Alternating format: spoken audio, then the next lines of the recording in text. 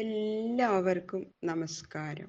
ഇന്ന് ചിങ്ങമാസത്തിലെ തിരുവോണം നമ്മുടെ എല്ലാവരുടെയും ഓണം അല്ലെ, ഓണമായിട്ട് നമ്മൾ ആഘോഷിക്കുന്നു. മലയാളികൾ എവിടെയുണ്ടോ, ഏത് രാജ്യത്തുണ്ടോ, എല്ലാവരും വളരെ സന്തോഷത്തോടെ ആഹ്ലാദത്തോടെ ആഘോഷിക്കുന്നതാണ് ഓണം. നമ്മൾ എത്ര കാലമായിട്ട് കാത്തിരിക്കണു അല്ലെ ഓണം വരാൻ വേണ്ടിയിട്ട്. വാമനമൂർത്തിയുടെ അവതാരം ഇന്നാണ്, ആ തിരുവോണ നക്ഷത്രത്തില്. അതാണ് നമ്മൾ ഓണായിട്ട് ആഘോഷിക്കുന്നത്. എല്ലാവരുടെ മനസ്സിലും ആനന്ദം മാത്രം. അങ്ങനെ മുറ്റത്തൊക്കെ പൂവിട്ടിട്ടും പൂക്കളം ഇട്ടും തൃക്കാക്കരപ്പനെ വെച്ചും വാമനമൂർത്തിക്ക് നിവേദ്യങ്ങൾ അർപ്പിച്ചും എല്ലാവരും ആടി പാടി ഊഞ്ഞാലാടി സദ്യയൊക്കെ ഉണ്ട്. അങ്ങനെ ഏറ്റവും സന്തോഷിക്കണം, എത്രമാത്രം സന്തോഷിക്കാമോ അത്രയും. എന്തൊക്കെ വിഷമങ്ങളുണ്ടെങ്കിലും അതെല്ലാം മാറ്റിവെച്ച് ഓണം നമ്മൾ വളരെ സന്തോഷത്തോടു കൂടി ആഘോഷിക്കും അല്ലെ.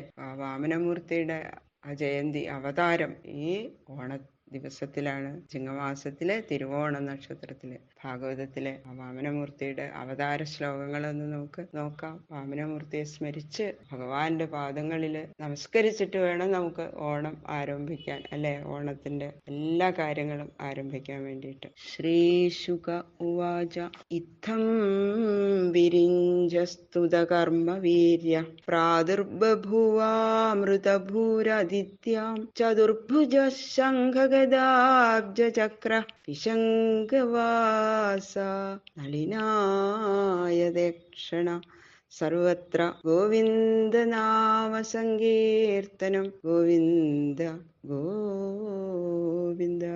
ശ്യാമാവതാദോ ഝഷരാജകുണ്ടല തിഷോല്ലസൽ ശ്രീവദനാംബുജപുമാൻ ശ്രീവത്സവക്ഷാവലയാംഗദോല്ലസൽ കിരീടകാഞ്ചീഗുണ ചാരുനൂപുര മധുവ്രതവ്രാതവിഖുഷ്ടയാ സ്വയാ വിരാജിത ശ്രീവനമാലയാ ഹരി പ്രജാപതേർവേശ്മതമസ്വരോജിഷാ വിനാശയൻ കണ്ഠനിവിഷ്ട കൗസ്തുഭ ദിശ പ്രസേതു സലിലാശയാസ്തദാ പ്രജാപ്രഹൃഷ്ടാർദവോ ഗുണാന്വിതാ ദ്യൗ അന്തരിക്ഷം ക്ഷിതി അഗ്നിജിഹ്വ ഗാവോ ദ്വിജാ സംജഹൃഷു നഗാശ്ച ശ്രോണായാം ശ്രവണദ്വാദശ്യാം മുഹൂർത്തേ അഭിജിതി പ്രഭു സർവേ നക്ഷത്രതാരാദ്യ ചക്രു തജ്ജന്മ ദക്ഷിണം. അങ്ങനെ ആ ശ്രവണയിലെ ശ്രവണദ്വാദശി ദിവസം അഭിജിത്ത് മുഹൂർത്തത്തില് ഭഗവാൻ വാമനമൂർത്തി അവതരിച്ചു എന്ന് പറഞ്ഞു. ആ വാമനമൂർത്തിയെ നമുക്ക് എല്ലാ സന്തോഷത്തോടു കൂടിയിട്ട് വരവേൽക്കാം. ഭഗവാന് ആ പൂക്കളമിട്ട് തൃക്കാക്കരപ്പനെ വെച്ച് നിവേദ്യങ്ങളൊക്കെ അർപ്പിച്ച് ഭഗവാനെ സ്വീകരിച്ച് ഗൃഹത്തിലേക്ക് വരുത്തി അല്ലെ, ആനയിച്ചിരുത്തി അർഘ്യപാദാദികളൊക്കെ സമർപ്പിക്കുന്നതായിട്ട് നമ്മൾ സങ്കല്പിച്ച് ഭഗവാനെ നമസ്കരിച്ചുകൊണ്ട് നമുക്ക് ഈ തിരുവോണം ആഘോഷിക്കാം. എല്ലാവർക്കും സന്തോഷകരമായ ഒരു ഓണം ആശംസിക്കുന്നു. സന്തോഷവും സമൃദ്ധവുമായിട്ടുള്ള ഓണാശംസകൾ എല്ലാവർക്കും. സർവത്ര ഗോവിന്ദ നാമ സങ്കീർത്തനം. ഗോവിന്ദ ഗോവിന്ദ ഗോവിന്ദ. ശ്രീമദ് ഭാഗവതം ദശമസ്കന്ധം അധ്യായം 1 ശ്ലോകം 11, 12, 13, 14, 15 5 ശ്ലോകങ്ങൾ ഇന്ന് നമുക്ക് നോക്കാം. കൃഷ്ണായ വാസുദേവായ ഹരയേ പരമാത്മനെ പ്രണതക്ലേശനാശായ ഗോവിന്ദായ നമോ നമഃ. ഗംഗണപതയേ നമഃ.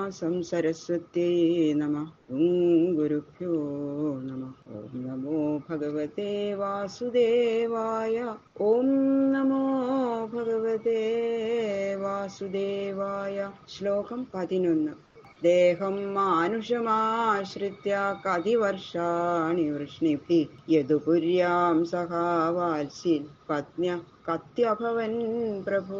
മായ കൊണ്ട് ലീലാവിഗ്രഹം ധരിച്ച ഭഗവാൻ വൃഷ്ണികളോടുകൂടി ചേർന്ന് മധുരാപുരിയിലെ എത്ര വർഷം താമസിച്ചു? ഗൃഹസ്ഥാശ്രമ ധർമ്മം പരിപാലിച്ചിരുന്ന മഹാപ്രഭുവായ ഭഗവാൻ എത്ര ഭാര്യമാരെ സ്വീകരിച്ചു? ഏതന്യച്ച സർവം മേ മുനേ കൃഷ്ണ വിജേഷ്ടിതം വക്തുമർഹസി സർവജ്ഞ ശ്രദ്ധാനായ വിസ്തൃതം.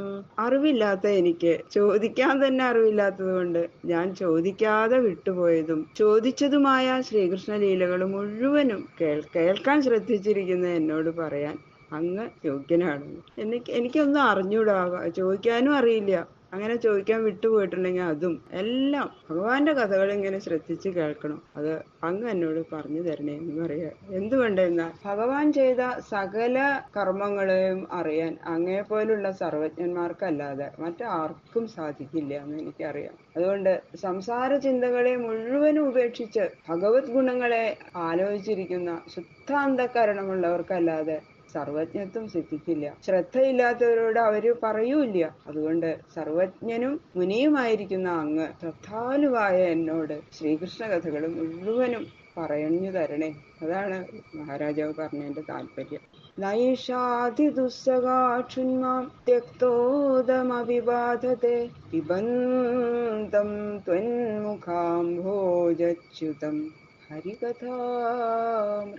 അതിദുസ്സഹ, സഹിക്കാൻ ഒട്ടും കഴിയാത്ത, ഏഷാക്ഷുത്ത്, ഈ വിശപ്പ്, തെക്തോദം അഭി, ജലപാനം കൂടി ചെയ്യാത്തവനാണെന്നിരിക്കലും, തുൻമുഖാംഭോജച്യുതം, അങ്ങയുടെ മുഖമാകുന്ന താമരപ്പൂവിൽ നിന്ന് ഒഴുകുന്ന ഹരികഥാമൃതം, കൃഷ്ണകഥയാകുന്ന അമൃതത്തെ പിബന്തം, പാനം ചെയ്തുകൊണ്ടിരിക്കുന്ന മാം, എന്നെ ന ബാധതെ, ഉപദ്രവിക്കുന്നില്ല. ഹരികഥകള് കേൾക്കുന്നതിന് തടസ്സം നേരിട്ടാൽ ആ മഹർഷിയുടെ കഴുത്തില് സർപ്പത്തൊക്കെ എടുത്തിട്ടില്ലേ, ആ അപരാധ ചിന്ത അതുകൊണ്ടിങ്ങനെ മനസ്സില് കുറ്റബോധം കൊണ്ടിങ്ങനെ ഉരുകാണ് പരീക്ഷിത്ത് മഹാരാജാവ്. അതിന്റെ താപത്താലും വിശപ്പിനാലും ദാഹത്താലും എന്റെ പ്രാണൻ ഇപ്പോ ദേഹത്തിൽ നിന്ന് വേറിടും എന്ന അഭിപ്രായത്തോടു കൂടി പറയാണ് പരീക്ഷിത്ത് മഹാരാജാവ്. ഹേ മുനെ, അങ്ങയുടെ മുഖമാകുന്ന താമരപ്പൂവിൽ നിന്ന് തടസ്സം കൂടാതെ ഒഴുകി വരുന്ന സകല സന്താപകരമായ ശ്രീകൃഷ്ണ കഥയാകുന്ന അമൃതം, ആ അമൃതം അനവരതം ശ്രദ്ധയാ കേട്ടുകൊണ്ടിരിക്കുന്ന ഞാൻ ജലപാനം കൂടി ചെയ്യാതെയാണ് ഇരിക്കുന്നതെങ്കിലും